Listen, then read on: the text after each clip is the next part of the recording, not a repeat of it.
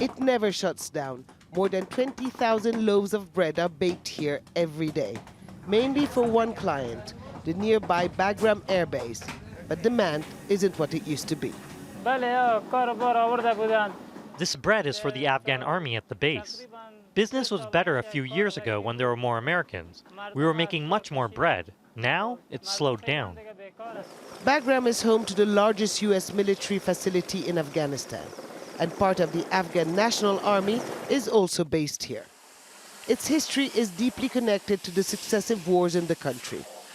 The Soviets first built the airfield in the 1980s. Then it became the front line during the civil war in the 1990s, occupied by the Taliban, and now home to the U.S. military since 2001. That made of Bagram a target for the Taliban. It has seen many deadly attacks, and people here have paid a heavy price. Part of the agreement is that all foreign troops should be phased out of the country within the next 14 months, should everything go to plan. But in places like Bagram, there are concerns that this departure will create a vacuum on more levels than one. There was a time when the base was one of the biggest employers in the country.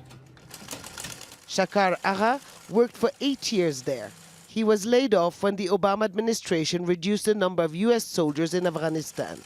I had a good salary when I was working at the airbase. Now business is not good. It's hard for people to put food on the table for their families. They can't afford to buy clothes. There are fewer weddings. People just don't spend as much anymore. Everyone we met has a story about how the town thrived at the peak of the U.S. military presence and how the downturn has hit them hard. Khan Pasha was nicknamed Pinky when he worked at the base. His salary allowed him to get married and start a family. Now he drives a rickshaw. The wait for clients is long. He makes about $2 a day on a good one, and the future makes him uncomfortable.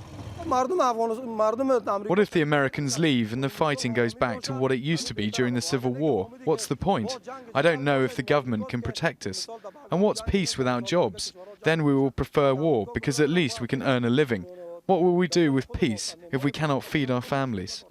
The Taliban may be celebrating the departure of the first batch of U.S. soldiers, but many Afghans here in Bagram and elsewhere wonder what will happen to them if all foreign troops are indeed withdrawn.